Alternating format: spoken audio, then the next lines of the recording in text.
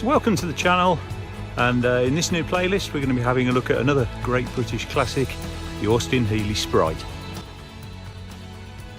So the Healey Sprite, of course, the very close cousin of the MG Midget, both running pretty similar, in fact almost identical gear. It's really only some badge engineering that distinguishes the two of them. If you're looking for an entry into classic car world, then you really don't get much better than this. They're cheap to run, they're still cheap to buy, and while other small classics such as the Mini are getting more and more expensive, these cars still remain very accessible. Parts availability is good, they're easy to work on, they're small enough to fit in most people's garages and get around and work on with ease, and they of course carry with them some great British brands, MG and Healey, and all the classic lines that those cars have brought over the years. This car, while looking okay on the surface, has been stood up for quite some time, so we're going to look to do a refresh on a lot of the mechanical parts, bring it up to good roadworthy standard, and then when the summer months come, when it gets a little bit warmer, we're going to give it a coat of paint to give it that full refresh. So this particular car has the 1275 engine. We've got the single SU carburettor on there. Inside we've had some mild upgrades. We've got the roll bar over the top in case of rollover. We've got some replacement seats. They look like MX5 seats replaced inside. Other than that, the trim, the carpet and the finish is largely standard. Car's dressed on these wire wheels, and we've got the chrome bumpers on the back, all those classic signs of the Healey Sprite back in the late 60s. So the plan of attack on this car is quite straightforward. Most of the work is going to be underneath. The car's owner would like to make it into something a little bit more of a fast road version and give it a refresh. So we're going to be dropping off the bumpers, we're going to be changing the wheels back to mini light alloy wheels, we're going to be putting some poly bushes on it, we're going to be refreshing the braking system and the clutch system so that that works seamlessly. We'll give the engine compartment a quick tidy up to make that a bit more easy to use and access and understand what's going on. And then finally we'll give the car a coat of paint, bringing up the shine on this particular car and dealing with any minor dents and dings that we have. So one of the main things you need to consider when buying an MG Midget or an Healey Sprite is rust. That's probably your number one enemy on a car like this. If you think that these cars have been stood outside in the rain or could have been for nearly 40 years, then any metal is not going to survive that level of abuse. So you really need to look carefully. We're going to get this car up on the ramp, but the good news is the sills were replaced probably around 5-10 years ago. So the floors on this, the front footwells along the sill area and around the rear suspension hangers are absolutely solid. So the good news is there's no real structural bodywork to do on this car. Even the rear quarters are in fairly good shape and solid underneath. So good news is most of the work on this particular car is going to be mechanical. On the front then, we're going to be dropping the bumper off. We'll use the existing bumper mounts to mount some tasteful 5-inch driving lights. We'll give the chrome a little bit of a polish, replace the missing chrome on the bonnet, and that will come up absolutely fantastically. So let's get the car in the garage and start with the first jobs. And first we're going to start with the easy stuff. So we'll get the bumpers off, we'll get some of the rear suspension bushes replaced, and then we can get on to the more serious matter of the rear axle to make that acceptable for alloy wheels. And also we'll be changing the front hubs in order to put alloys on the front as well. So we've got the Sprite in the garage. Next step then is to get all the oils out, strip off the things we're going to replace, and today we're going to be starting with replacing the rear axle.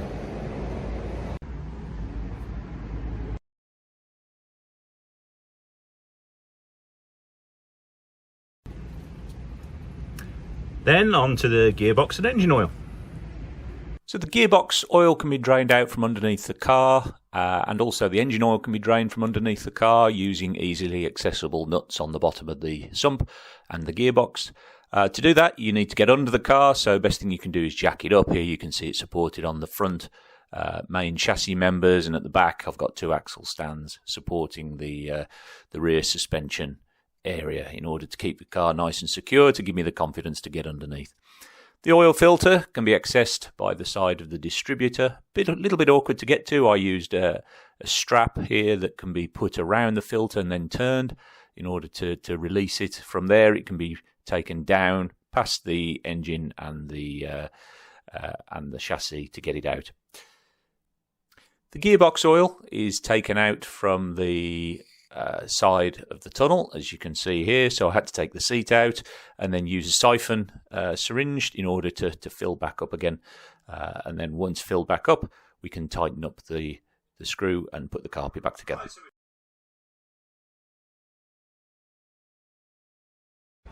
Right, so we've changed the fluids in the car, changed the oil filter. Let's get the back axle off. So the process for removing the rear axle is relatively simple. First of all, we have to remove the 8 nuts holding the U-bolts in place that allow the axle to be removed off the leaf springs. From there, the next thing to do is undo the drive shaft off the main flange hub. We need to remove all the pipe work, so removing the brake pipes here, from the back of the cylinders, and also from the connection to the bodywork. We also need to remove the handbrake cable, so that's been removed as well.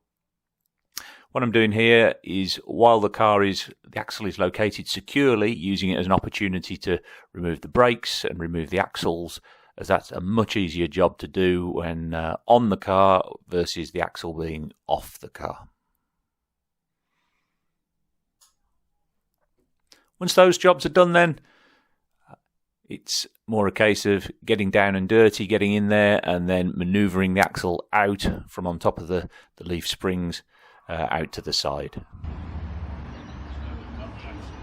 So we've got the axle off. Luckily it came off fairly complete. So a few things to recover off the axle, a couple of the copper pipes. Then we're going to get the diff off, and then we can begin to rebuild onto the new axle. So here we have an axle that I purchased to replace the old one. You can see here it's got hubs on it, which has got the 4 bolts rather than the wire wheels. So transferring the differential across is fairly straightforward. 8 nuts and a new gasket. We can fit new drive shafts on the end over the top of that. Again, new gasket. Plus some sealant just to make sure that we got no oil leaks there. New brake gears, new drums, and then that's fitted. As part of it, we're going to need to fit a new handbrake. So to access the handbrake, that again is to the side of the tunnel. So with the seat out to do the gearbox oil, we can get in there with the handbrake, remove that, and feed a new cable in through the tunnel to the lever on the side. Once done, reassemble, and then we're ready to go.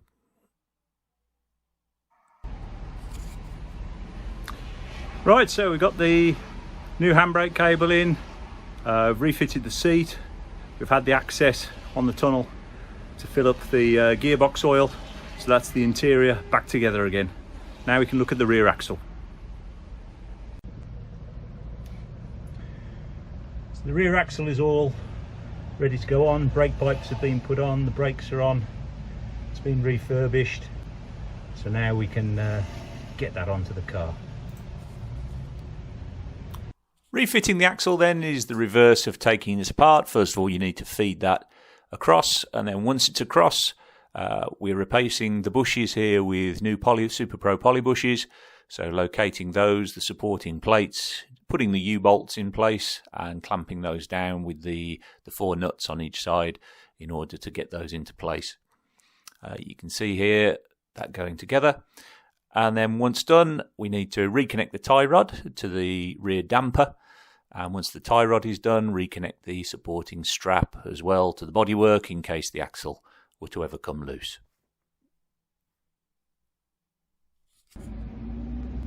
So we've got the back axle done. Now let's have a look at the front and what's involved in converting the wire wheels over to alloy wheels on the front.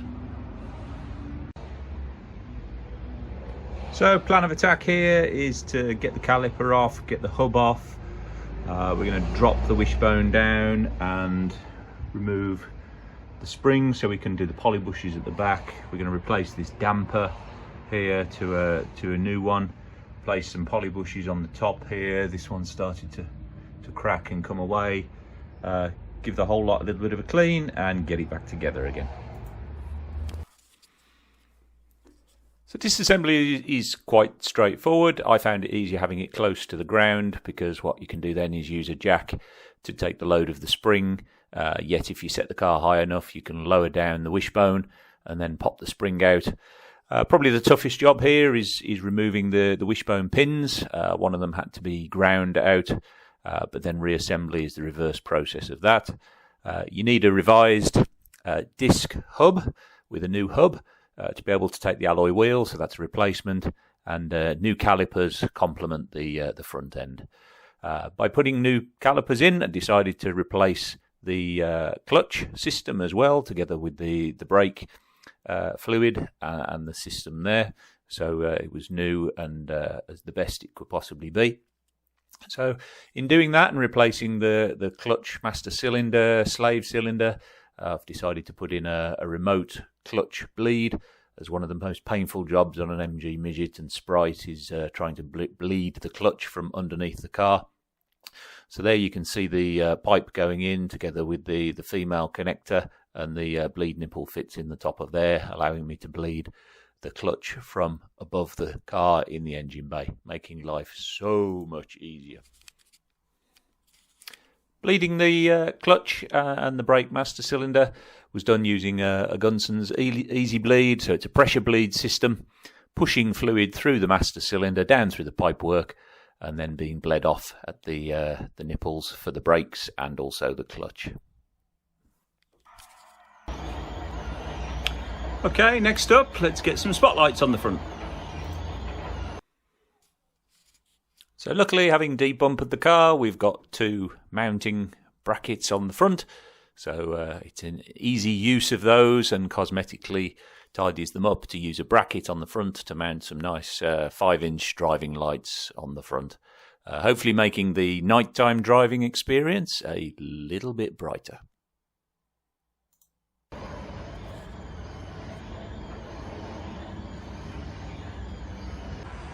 So we're pretty much there with the car. We've got the spotlights on the front.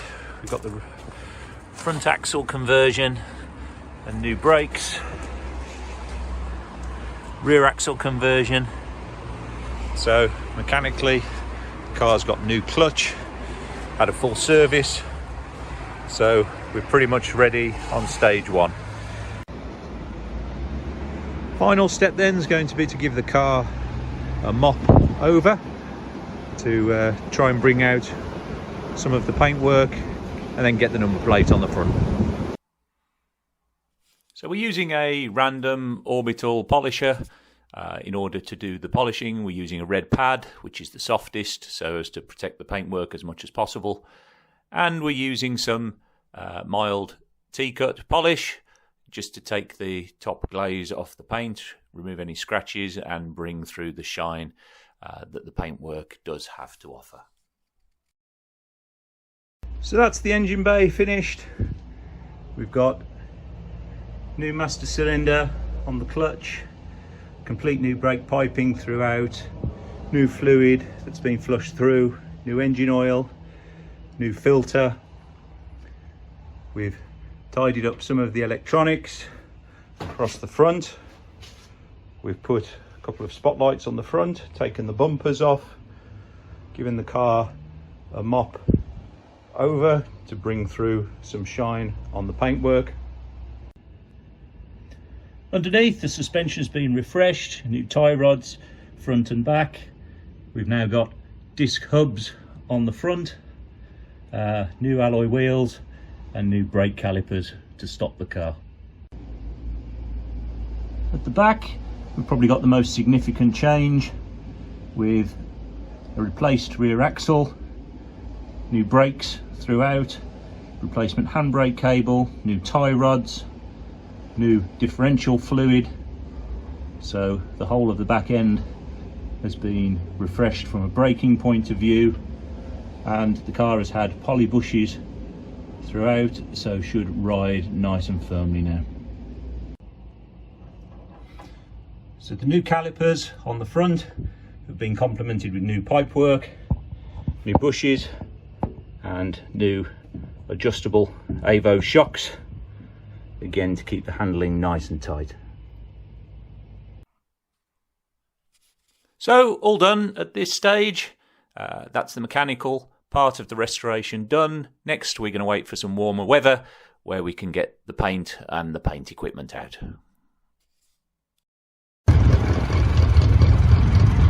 There we've got the finished Austin Healey Sprite sitting on its mini light wheels, upgraded suspension and brakes,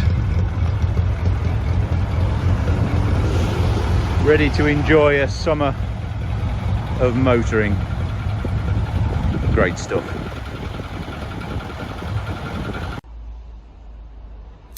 So as another project nears its end, thanks for watching, thanks for subscribing, thanks for your comments. See you on the next video.